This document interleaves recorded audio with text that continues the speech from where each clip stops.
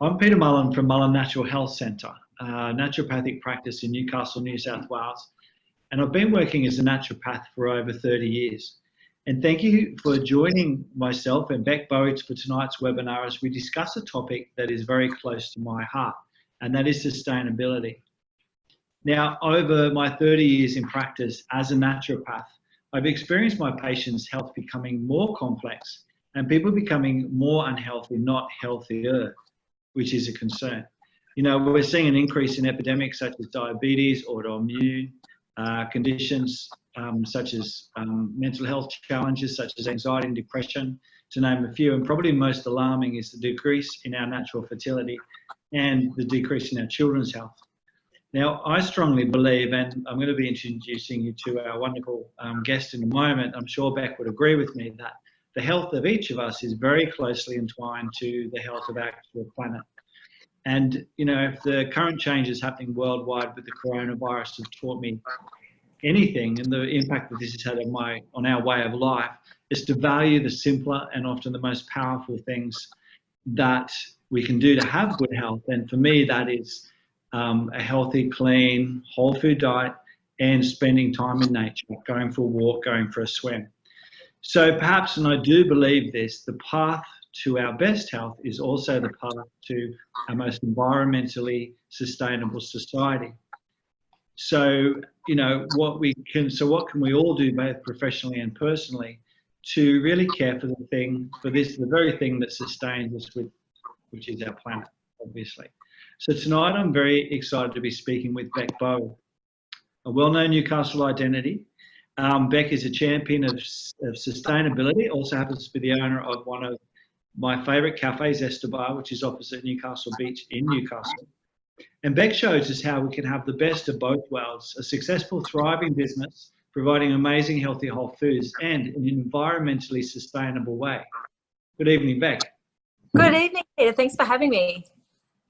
Thank you so much for joining me. Like, you are an inspiration, and I'm so happy to be talking with you tonight. But before we get into it, I hear you're not actually at home at the moment.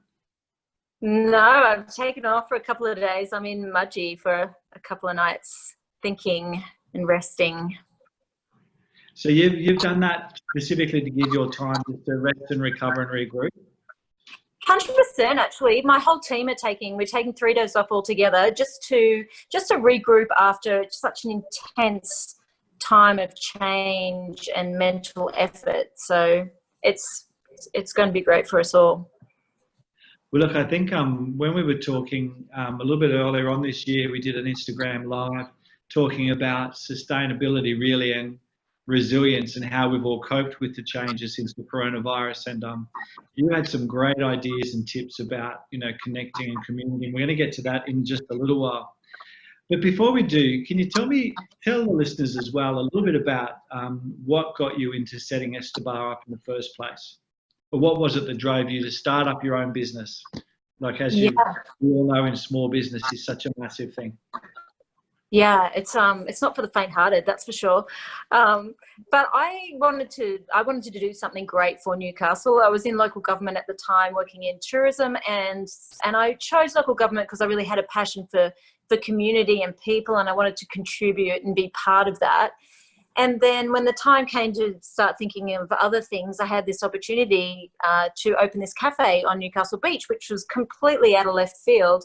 But it was a beautiful opportunity, I felt at the time, to serve, to be part of my community, to pull a team together that I really, you know, could be excited about, and to do something beautiful for Newcastle.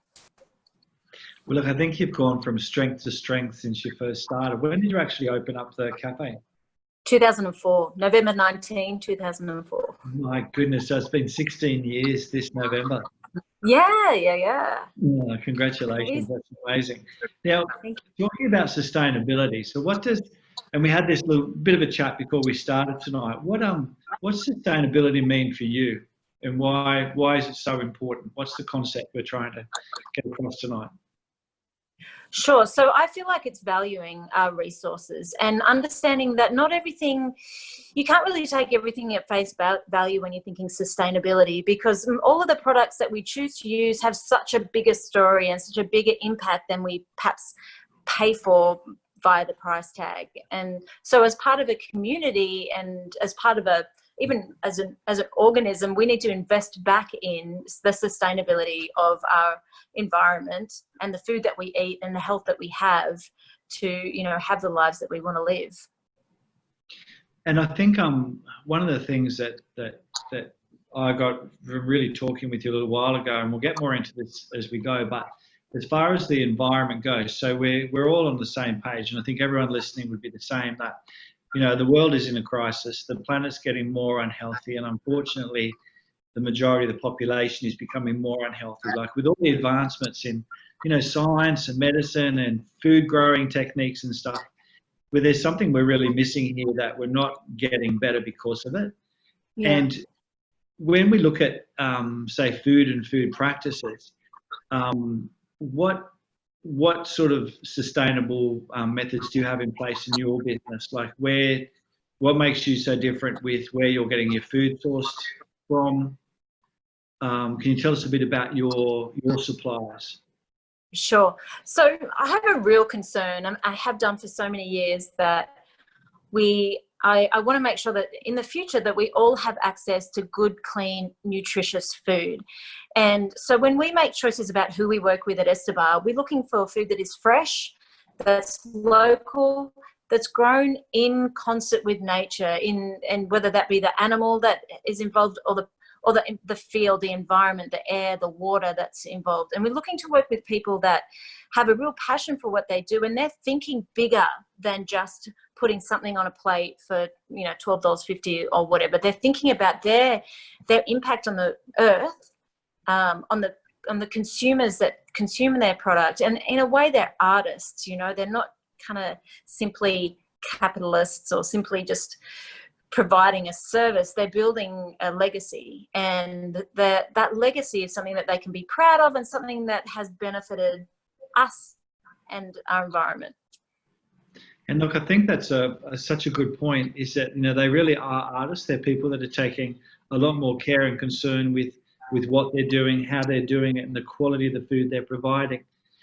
And I was reading an article a little while back, and it was basically saying is the best food for us also the best farming practices that will heal the land. So that kind of makes sense. If you're growing food that is respectful of the environment, there's going to be a higher nutritional value to that food, and it's going to be sustainable. We're going to be able to grow again next year as well. And I guess there's quite a few good films around at the moment about some of the questionable factory farming of animals. You know, that often, you know, they require huge amounts of antibiotics. You know, we're having issues all around the world with antibiotic-resistant strains of bacteria, as well as all the pollution and the effluent, like the runoff and stuff like that. So, yeah, it does make sense to me that, you know, if we want to have a healthier planet, because really we don't want to just stop the practices of what we're doing. We really need to heal the planet as much as we need to heal ourselves. So, take us through some of the businesses. So. And I think a really big point that you made to me earlier on tonight before we were starting, and I thought it's such a classic. Often when we talk about change and making change, like the idea of what we need to do seems to be almost like too big an idea to even go there. You know, we should all be growing our own vegetables in our backyard, or we should all be doing this or doing that. And I think sometimes we sort of forget that every day, every second, we're making choices that probably have far greater impact upon the environment than those big jobs that we just put off even doing. So before those local businesses, tell me your thoughts on that, how that, you know, that really having a more sustainable environment, sustainable food production, really it comes down to the choices we make every day. 100%. So we put food in our mouths many times, I do, over a day, but at least 3 times a day we're choosing to eat something. And each time we do that, we're casting a vote for the future of our own health the future of our family's health. We're casting a vote for the kind of people we want to see thrive in our communities. You know, do we want to see the independents who are proud of their craft and they're building a future for the environment, for their family, for the animals and the plants that they're working with, or do we? Oh, damn it! No, you're good. I can still hear you. Just lost the picture. Damn, I was on such a nice roll. So yeah, so I feel like we're casting a vote for our own health, for our community's health, for our environment's health, and we're casting a vote that's kind of can sometimes be polarized between independent food production or food production that's staked its claim as food production that nourishes people and the environment, or food production that is about producing more, quicker, bigger, faster, cheaper, which is often some of the big ag and the big business kind of models that we see. So I feel like it's so important that every time that we make some really values-driven choices about what we eat. Yeah, and it's as simple as making choices, and as you sort of mentioned later on about like having a bit of a mud map of who your local suppliers are. And we always try and support the local greengrocer as opposed to like the bigger supermarkets, or even there's another place in town starts with Harris Ensign Farm, but we sometimes find ourselves ending up there because, and we're guilty of this, you know, Saturday night, it's late, we've got dinner on in 10 minutes and we're out of something, and it's just as easy to duck down. And, you know, I'm guilty of being lazy due to the convenience of using these big shopping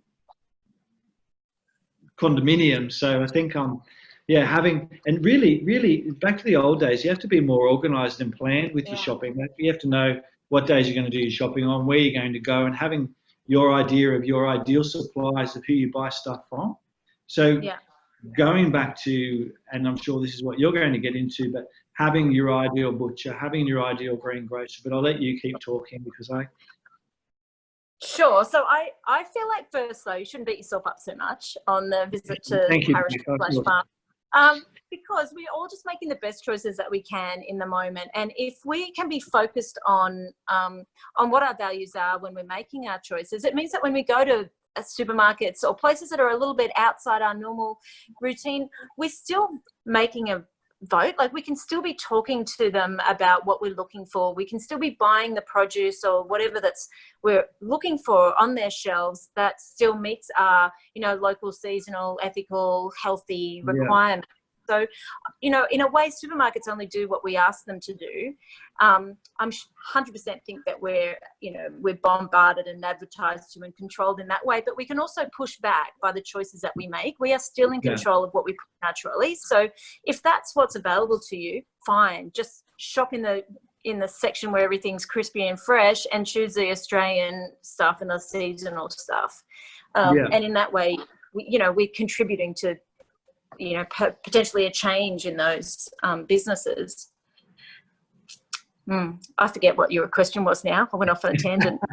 Well, no, exactly what you said was really important, that, you know, even if we find ourselves in places that maybe we don't normally shop, if we still have those same values of that we want fresh, whole, seasonal produce, organic if we can get it, but at least farm fresh, then, you know, our vote does make a difference.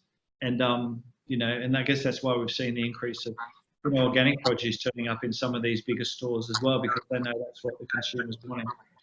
But can you tell us about just that concept of having a mud map, like working out who your local sustainable suppliers are? Like, who do you guys use? And was this a quote from your shop? We'd like to share the credit for the delicious meal you're about to eat with our local partners in Good Food. Yes. Yeah, I love that. Yeah. Well, because so for example, one of the people that we work with, one of the women that we work with is Sarah from Just Been Laid, and people will say to us, what have you done to these eggs? And we're like, you know, we did nothing that is out of the ordinary. It's just that we started with good eggs. So Sarah is 5th generation farmer at Eccleston. She's just recently been awarded the Nuffield Scholarship, so she's travelled internationally to look at best practice in agriculture. She is really focused on a future of good food and food that nourishes people, tastes amazing and wonderful, and is grown with respect to the animals and the environment. So she's got this beautiful lush farm out on the actual Eccleston River, and it's grown barley and wheat and cows, and it's been a dairy, and it's had sheep, and now she's got some beef cattle and also flocks of free-range chooks. And so Sarah's been known to sleep under the caravan at night to make sure that the fans go all night. She buys ice when it's really hot and sets sprinklers off with what do you call those, electrolytes in them. You know, she has an absolute care for her environment and for her animals individually. So if an animal is henpecked, she takes it up to the house and, you know, recuperates it. She's absolutely thinking about how to produce good food in a modern environment that still respects the environment and the animal. So she's very inspiring. That's awesome. And also too, to be able to supply an income, provide an income from a family. Yeah. In a sustainable way. And where does she sell her produce from? Well, so Sarah, I'd like to tell you about Little Big Dairy, because they're also bucking the system. So Sarah is bucking the system a little bit as well, is so often for farmers to get to us, they have to go through so many middlemen that skim the profit off and bind them into unworkable, unsustainable contracts. So what Sarah has done is said, no way, I'm making an amazing product and I'm going to charge what I need to charge for it. And she's basically sells to cafes now, and she has a subscription service. So for example, at Estabar, we get about 20-30 dozen eggs delivered a week that people just come in and pick up, and we don't receive anything for that. But what we do receive is kind of the joy of being involved in a farmer getting directly to a consumer and getting paid the right price, and the consumer being able to reliably know that they're going to be getting super fresh, really fabulous eggs that meet their values. Yeah, absolutely. We've had some of those eggs and they were amazing. Now, the dairy you were talking about. Sure. So the dairy's out here this way at Dubbo, and so they're also several generations of dairying farmers, but they bought this property out at Dubbo, and what they've done is bucked the whole system. You know, you would have seen $1 milk in Coles, and you would have heard about our dairy farmers just really struggling, and a lot of international ownership, and, you know, producing milk for the cost of what they sell it. You know, it's become a hard industry. And so what the guys at Little Big Dairy have done is they've gone cow to crop.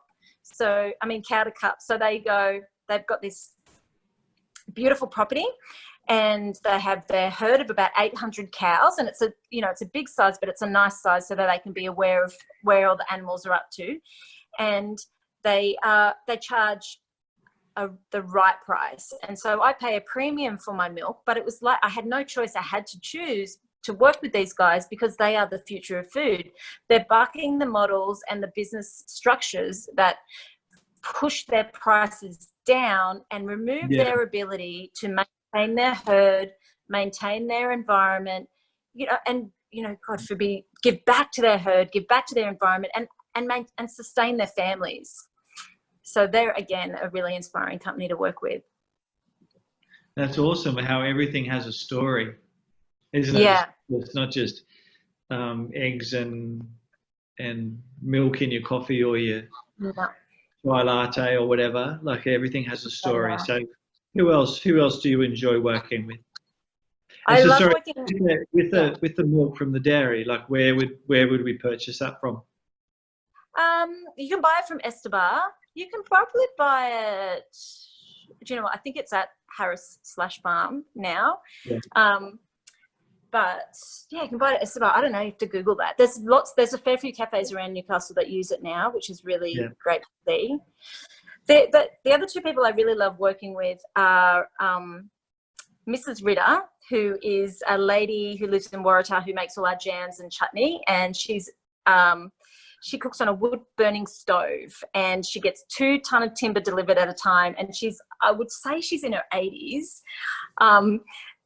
She's just a force to be reckoned with, and she's using recipes that date back from her great grandmother and her husband's great grandmother. And so she cooks these jams and these chutneys on this wood burning stove. She gives them to us in glass jars. We take them away, and then we bring the jars back, and we get a new allocation. And we also get a good story about what's happening for farmers and what the local politicians are up to and what's happening with the knees, because they're very good weather determinants. So she's magnificent. But also the guys at Baked Uprising have a very deep, sustainable kind of ethos in their business. So for some things I really love about those guys is that they use New South Wales grown wheat, and so it's grown and it's milled in New South Wales, which is super important because it's fresh and it's local. So there's low food miles, and it's community driven, and it means that we're getting a product that is still got some liveliness to it. Yeah. And for them, every loaf that they produce for us, so we use the city loaf, and it's a sourdough loaf that's produced over 36 hours, which is not the industrial model. That it's not fast enough. Absolutely, 36 hours. Every loaf, 36 hours. So it's time.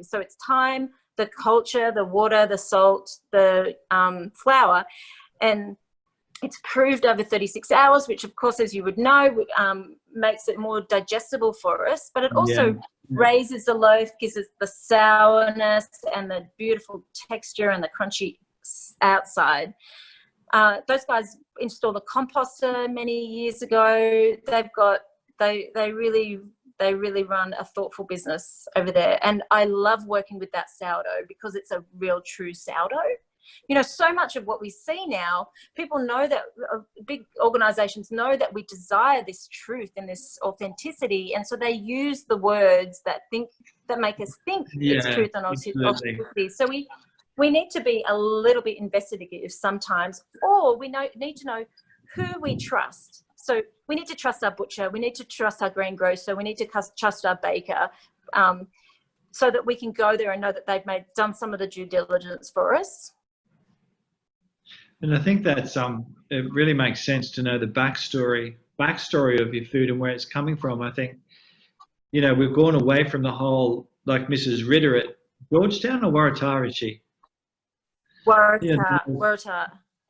Knows the history of, what she's making and where it's come from. Like, because when you think about it, our food prep and our food shopping, like our planning, shouldn't be that complex. Like, most of us have 2 to 3 breakfasts, 3 to 4 lunches, 7 to 10 main meals that we just rotate. Yeah. So it makes sense if you're going to have, if you know who you're going to choose as your baker and you trust their story and the quality of the produce, who do you recommend as a butcher? We work with Rob at Butchery on Barunka. And so I went out recently with Rob to some of his farms to meet with his farmers. So it's important to Rob that he knows how these farmers farm, because he wants to produce a product that is he wants to offer products that's ethically produced, and he wants to have a relationship with the farmer. And it's worth it for the farmer to have a relationship with Rob, because they both get consistency. They both are able to talk about what their needs are and what's happening in the product. And what customers are saying, and they both get this assurance of product or payment. So that butcher, that grower isn't subject to the whims of the market.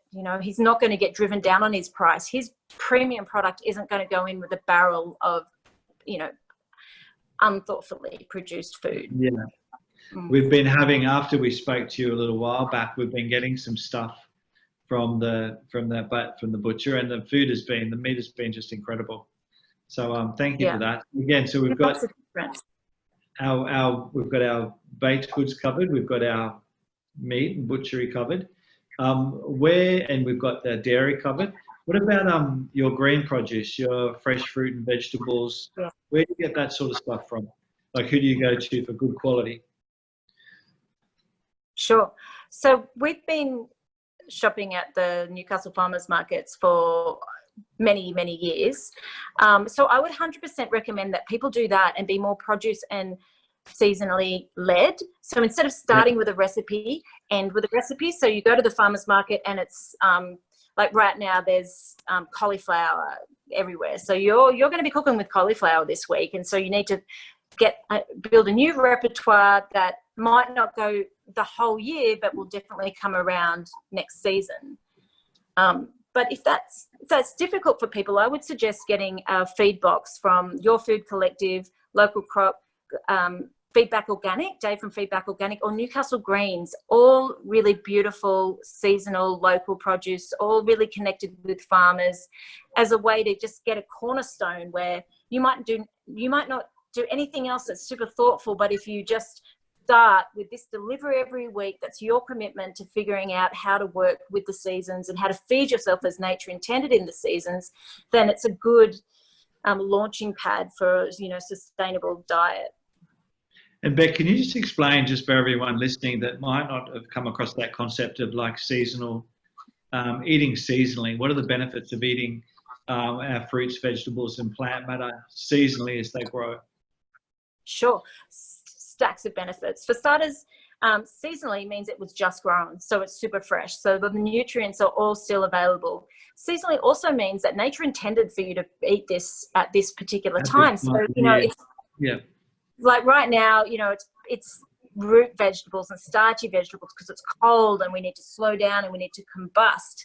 But in summertime, when it's hot and light, there's more salads and foods that we can digest really quickly because we're on the go, So seasonal food should mean that it's local, so it hasn't come from California, which means it hasn't been irradiated, it hasn't been in cold storage, it hasn't been picked before it's ready. It should mean that it's come from, the farm up the, I don't know, in the 100 kilometres up the road, ideally up the road, but that's not going to be logical for everyone. But because it's local and seasonal, it should be fresh and just right for you right then. That's awesome. Like, and that's from a naturopathic point of view, that's part of that our body knowledge, isn't it? As part of our environmental knowledge. It's like the two working together. Of the ideal time of food will grow at the ideal time of year for that food to be growing, which is the ideal time of year for our bodies to be eating that food. So I love that. I love that concept. And I think what you said, mate, it's a bit scary when you think about, like, we got Dana bought some garlic recently from the farmers markets, and yet we've been seeing this garlic from overseas, and apparently that all has to get irradiated, which makes sense. That if we're buying produce from overseas that's leafy and has got plenty of places for critters to hide, it has to be very chemically irradiated or treated in a way. They can't just let these fruit and veg into the country without a massive amount of treatment, I would imagine. So yeah, buying local, buying seasonal, definitely the way to go. So we've covered our pickles and jams, our baked goods, our bakery, our butchery, our green stuff, our eggs, our dairy. Anything else? And I know you've got to deal with, but anyone? I think that there's two. I mean, I have great respect for our coffee roaster because they're really involved in the future of coffee and coffee communities, which is huge right now because so many are so drastically affected by all the kind of issues we see in developing countries, but also by climate change. But I also really love talking about Erin from Pillage Farm and Maggie from Fresh Fusion. So, and worth noting on this side that we often choose our producers as well so that we can minimise our waste or eliminate our waste. So from Mrs. Ritter's, Erin, Maggie, we were able to return all of those glass jars and they get washed and refilled and sent back to us. So that's a big decision maker for us also. But Erin is partners with Chris at Pillage Farm, and they've got this beautiful orchard that's been there for I think since Chris's father's time or maybe beyond. And so she makes this beautiful kombucha that's just flavored with whatever is in season or whatever she's jammed or pickled from the previous season. So we get kombucha every week that's really seasonal and really local. and it's really delicious. It's not like a kombucha that you're going to pull out of a normal fridge in a normal bottle. It's really delicious. And of course, Maggie from Fresh Fusion, who is actually one of the 2 juice therapists in Australia. And so she works with the Jets and the Knights, and she works with cancer patients to juice to heal. And so she does a little juicing program for us as well. Well, I've done a couple of juice fasts with Maggie, and her juice is incredible. You don't really feel like you're fasting that much, to be honest. It's a bit of a treat, waiting for the next one. And we love Erin from Pillage Farm as well. We did a talk with Ben Armstrong. Ben Armstrong, he used to own the Apothecary Kitchen, and we did a great joint talk on gut health. And we had some of the cabbages from Erin, organic and fresh grown cabbages that we turned into sauerkraut. So we're very fortunate in Newcastle. Like, there's definitely a growing wave of suppliers, food producers like yourself that really are, there's this real undercurrent in Newcastle of a growing surge of people that are interested in community. And I think community that have similar values around food, being sustainable, being thoughtful, food according to your values, and the time with that, with having good health, good relationships, good community connections. So, I'm loving that about Newcastle, that we are actually, evolving. And I think you guys are great, because you really bring a lot of that together and bring a lot of that to the forefront as well. Now, I know we could talk all night about your sustainability practices. I know that you've gone a long way to try and reduce the use of plastics in your shop. Can you tell us just briefly a bit about that? And then I want to get on to some more personal stuff. Oh, okay. All right. So about, I think 8 years ago, we purchased the Juggler, which is an automatic milk dispensing system that was actually put together by our roaster, because I said always ahead of the curve on sustainability, future of coffee. So what that does is it eliminates plastic milk bottles. So we would go through 3,642 plastic milk bottles a year is what I calculated. And now we use the Juggler, which means that instead of all those milk bottles, we get milk in bladders. So it's still plastic, but it's a heap less plastic. So that was one of the major investments that we made in reducing our plastic. And then we just stopped getting weekly deliveries of dry goods, and we started to order in bulk from Honest to Goodness, which is an online, you would know those guys. And so, and that's where I'm talking about having somebody that you can trust, that has done some of the research for you. So we're able to look at where things were grown and produced, and we're able to order it in bulk, which just eliminates a stack of plastic. And then I give buckets to my next door neighbor who's a builder, and my team are really they're really plastic aware. So we minimize that. Well, I think, even with what's happened with the supermarkets, like the anti-plastic movement's really gone a long, long way, hasn't it? Like, we've seen some big changes, and again, that's all through consumer demand. So, as when we're united with the one voice with similar values, like, we really can do a lot. Tell me a bit have the power.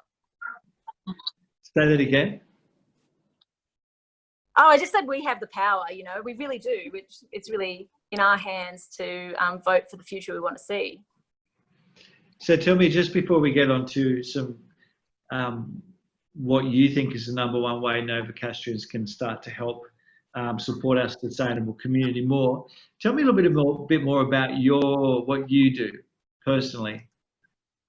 You're telling me a little bit about, like, your clothing, what you do with the kids' clothes, but sustainability. Like, tonight we've been talking about food and health and the connection, and getting in line with our values. But tell me, what else do you do sustainably in your world?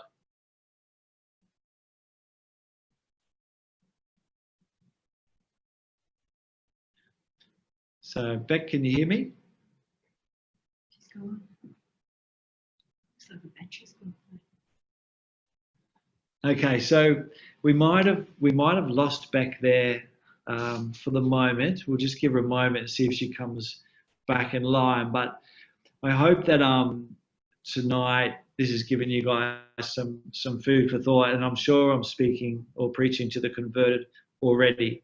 One of the things that Bec talked about personally was that idea of having a mud map, you know, and getting back to basics of thinking, okay, who is going to be our local butcher? Where are we going to get our green groceries from? You know, let's recommit to finding our fresh local supporter and doing what Bec said, going to the farmers markets on a Sunday. And it's a really awesome morning out for the family. I'm guilty that I don't always go because my wife Dana and Gabrielle, I say, love to go. So they often will go and bring me home some wonderful treats. But yeah, think about where you're getting your produce from. And really, someone said to me recently, even when they're in the shopping centre, you know, if they end up at a supermarket, they tend to just, you know, shop from the outer aisles, which is all your fresh fruit and veg and good produce. And as Bec said, even in those places, we can still, our vote does still count. So it looks like where Bec and I aren't getting back together tonight. So if anyone has any questions, I will just check if any questions have come through. And just before we finish up, like as I was saying before, we're a naturopathic practice and sustainability is really important to us as well. Our two major supplies of natural medicines are both really good or really excellent. Like one of the companies, Metagenics, has been awarded a worldwide accreditation for their care with sustainability and recycled packaging and what they make their products out of as well. MediHerb, our other company, again, practices awesome sustainable practices in getting their produce to us as well, and even just in their deliveries. So it's something that, you know, every area of our life, you know, our professional lives and our personal lives, we can really be making a big effort to make better choices. And one of my favourite products that I prescribe for a lot of my patients is fish oil. And fish oil, like so many other products, there's only a certain number of fish oil producers in the world. Some produce fish oil ethically and sustainably, others don't. And so again, even when we're looking at the quality of our raw ingredients, such as fish oil, it's really important to me that the companies we buy from also practice or source their fish oils from sustainable companies. So every area of our life, every choice we make about whether we're going to purchase something, and I think through this time of the coronavirus, I think more than anything, it's been a good tap on the shoulder that we need to look after ourselves first, our suppliers first, our producers first, and not getting on my political bandwagon, but you know, I like what Bec says, that, you know, we need to look after our local communities first, and, you know, in a more sustainable manner. So thank you all so much for joining Bec and I tonight. Hopefully Bec's going to relax for a couple of days while she's having some time away. Thank you, Bec. Sorry, Gabrielle's giving me some little cheat sheets here at the moment. Thank you, Bec, so much for joining me tonight. I really admire your commitment and compassion, and I can really say that your food is amazing. Your food is amazing. What you do in the community is amazing. What you've done through the Corona period is amazing as well. And thank you everyone for joining us tonight. If you'd like, when the webinar finishes, a little survey form will pop up. If you could complete that survey, well, I'd really appreciate it. It gives us a bit of an idea about further topics you'd like to hear from. If you'd like to hear more from Bec, please let us know, particularly if you've got some burning questions. I'm sure Bec would be happy to come back and talk with us all again. Also, if you've got any other questions for webinars, you know, a big part of what we do at Mullen Health is around education and bringing, you know, some really great up-to-date information to all our followers as well. And for us, community is what we're all about as well. So, hello, Bec. I'm sorry. I did this last time. I'm sitting in my car because my phone went flat. I'm sorry, such an amateur. Look, we're just about out of time anyway. So You popped back on perfectly to say goodbye. I was just saying to our listeners that at the end of this webinar, a little survey will pop up, and they can actually, if everybody could get on and just tell us what they thought of tonight's webinar, tell us if they'd like to know more information. Particularly, I'd love to hear Bec talk again. We haven't even got into, Bec, what you do with your kids for their clothing as well. You had some, I've loved reading just the information that you've sent through, so we might have to do that on another webinar. Okay, cool. But thank you so much for joining me, and for all of you listening, thank you again. At Mullen Health, we're all about having good health. We do have a wonderful new service. We do offer consults if you have a burning health issue and you'd like to get some help with.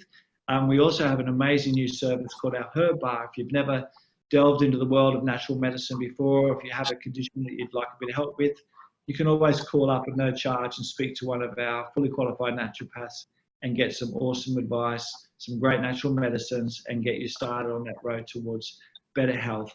So check us out, but please, if you can, leave a survey or fill out that survey for Bec and I, and you'll also get an email from us tomorrow. If you could give us a review, Bec and I would really appreciate it as well. So thank you all for giving us your time tonight. Thank you, Bec, for making this such a big effort all the way away in Mudgee. Thank you, Peter, for doing this good work.